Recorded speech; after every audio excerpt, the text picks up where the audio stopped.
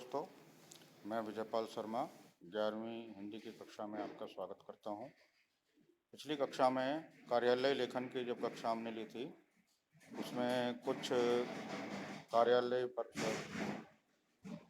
परिपत्रों का जिक्र किया था।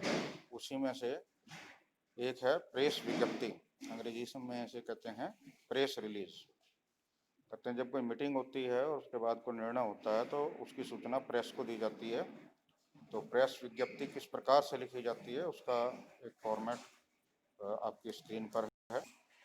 जैसे आपने एक उदाहरण अभिव्यक्ति माध्यम में देखा था कि वेतन बढ़ाने से संबंधित विषय था, बोर्ड की मीटिंग हुई, उसमें निर्णय हुआ, उसके बाद प्रेस विज्ञप्ति जारी की गई, उसका उदाहरण आपके सामने प्रस्तुत है। भारतीय रिजर्व बैंक बोर्ड प्रेस विज्ञप्ति। बैंक से जुड़े सभी कर्मचारियों के वेतन में वृद्धि। भारतीय रिजर्व बैंक बोर्ड ने अपनी बैठकों में एक मत से यह निर्णय लिया कि बैंक के सभी कर्मचारियों के वेतन में तत्काल प्रभाव से वृद्धि की जाए। ध्यान दें कि इसके पूर्व बैंक कर्मचारियों के वेतन में सन 2012 में वृद्धि की गई थी। पिछले कुछ समय से कर्मचारियों द्वारा यह शिकायत की जा रही है कि बैंक द्वारा दिया गया वेतन बहुत कम है और यही कारण है कि युवा वर्ग बैंकों में कार्य करना नहीं चाहता।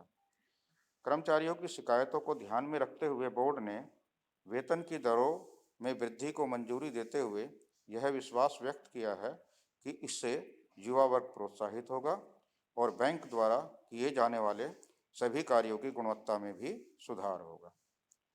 अब इसके बाद एक और आपको इसी तरह के कार्यालय लेखन के बारे में बताते हुए परिपत्र के बारे में बताएंगे। परिपत्र को अंग्रेजी में कहते हैं सर्कुलर। विभिन्न विभागों द्वारा समय समय पर अपने नियमों में या नीतियों में के क्रियान्वयन के लिए विभाग अपने अधीनस्थ कार्यालयों को परिपत्र अर्थात सर्कुलर जारी करता है। उसी का एक उदाहरण आपके सामने प्रस्तुत है। अखिल भारत, ये जैसे हमने उदाहरण इसमें किताब में जब अभिव्यक्ति माध्यम पढ़ रहे थे तो उसमें देखा था कि अखिल भारतीय साहित्य एवं संस्कृति संस्थान के अंतर्गत कार्यालय था मुंबई का, जिसमें मोबाइल फोन पर होने वाले व्यय के लिए की सीमा बढ़ाने के लिए आवेदन किया गया था। उसके बाद फिर उस पर विचार, कई रिमाइंडर के बाद विचार हुआ, बोर्ड की बैठक बुलाई गई, उसमें कार्यसूची का और कार्यवृत्त का भी एजेंडा देखा। उसके बाद में क्या कहते हैं प्रेस विज्ञप्ति दी गई और अंत में जो है एक सर्कुलर सभी अधीनस्थ विभागों के लिए भेजा गया।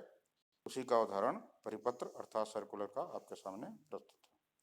अखिल भारतीय साहित्य एवं संस्कृति संस्थान महानिदेशालय, पत्रांक 25/14 2019। ये जो पत्रांक है ये रेफरेंस नंबर है, ये देना आवश्यक होता है, चाहे वो औपचारिक पत्र हो या किसी भी प्रकार सर्कुलर हो, उसमें ये क्रमांक होता है। उसके बाद होता है दिनांक, नई दिल्ली 30 मई 2019।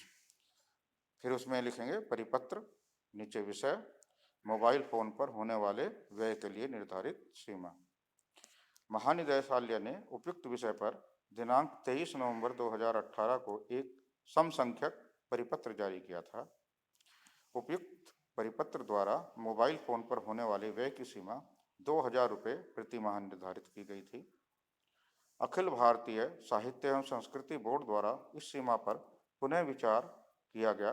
तदनुसार उपयुक्त परिपत्र में आंशिक संशोधन करते हुए यह निर्णय किया गया कि दिल्ली क्षेत्रीय कार्यालय के लिए यह सीमा 6000 रुपये प्रति माह होगी। उपयुक्त परिपत्र के अन्य प्रावधान पूर्ववत रहेंगे। यह निर्णय तत्काल प्रभाव से लागू होंगे। फिर अधिकारी का नाम और मोहर इसमें आ जाती है, रमाशंकर गौंड। तो उसके बाद जैसे हमने बताया, मीटिंग शुरू होने से पूर्व, जब किसी बोर्ड की मीटिंग हो या किसी विभाग की मीटिंग किसी विषय को सुलझाने के लिए बुलाई जाती है, तो उससे पहले एक कार्यसूची तैयार की जाती है जिसको मीटिंग का एजेंडा कहते हैं। अब आपके सामने कार्यसूची के 2 उदाहरण प्रस्तुत किए जा रहे हैं। सबसे पहले विषय इसमें दिया गया है कि 20 मई 2016 को विद्यालय में वार्षिकोत्सव के संदर्भ में एक बैठक होनी है, निश्चित हुई है। बैठक से पूर्व विचारणीय बिंदुओं पर कार्यसूची बनाइए। जैसे हमने बताया कि बैठक होने से पहले जो है उसके जो विचारणीय बिंदु हैं जिन पर विचार करना है उसके लिए कार्यसूची बनाई जाती है। इसको मीटिंग का एजेंडा भी कहते हैं।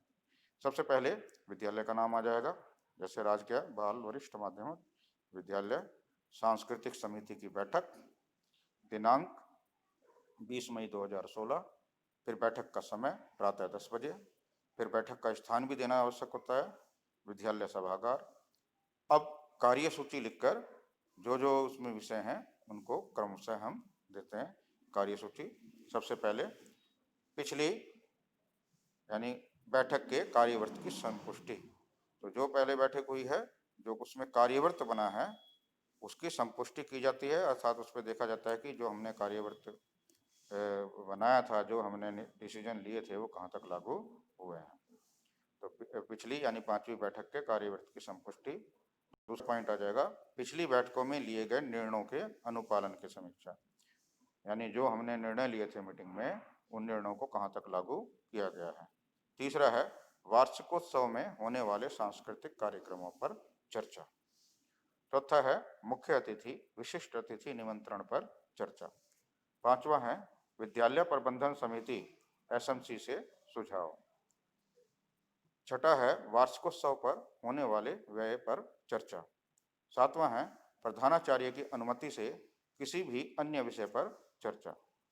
आठवां है जलपान भोज के आयोजन पर विचार। नौवां है धन्यवाद ज्ञापन। फिर नीचे हस्ताक्षर हो जाएंगे, उसमें सचिव सांस्कृतिक समिति और अध्यक्ष के बीच में हस्ताक्षर हो सकते हैं।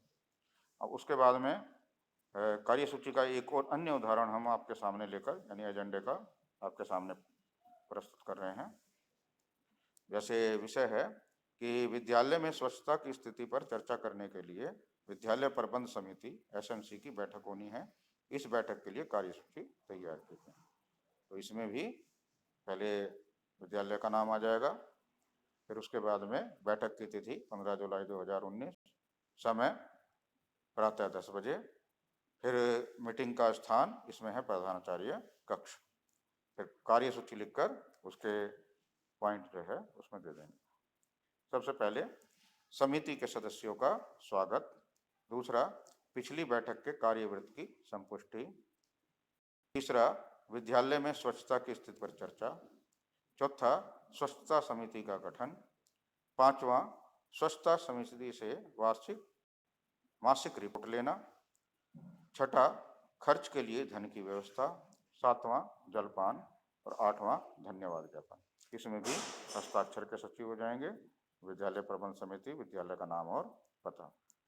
तो बच्चों हमने इसमें आज की कक्षा में सबसे पहले प्रेस रिलीज के बारे में चर्चा की, प्रेस विज्ञप्ति। उसके बाद में दूसरे नंबर पर जो चर्चा की है वो की है परिपत्र अर्थात सर्कुलर के बारे में, और फिर कार्यसूची के 2 उदाहरण आपके सामने प्रस्तुत किए हैं।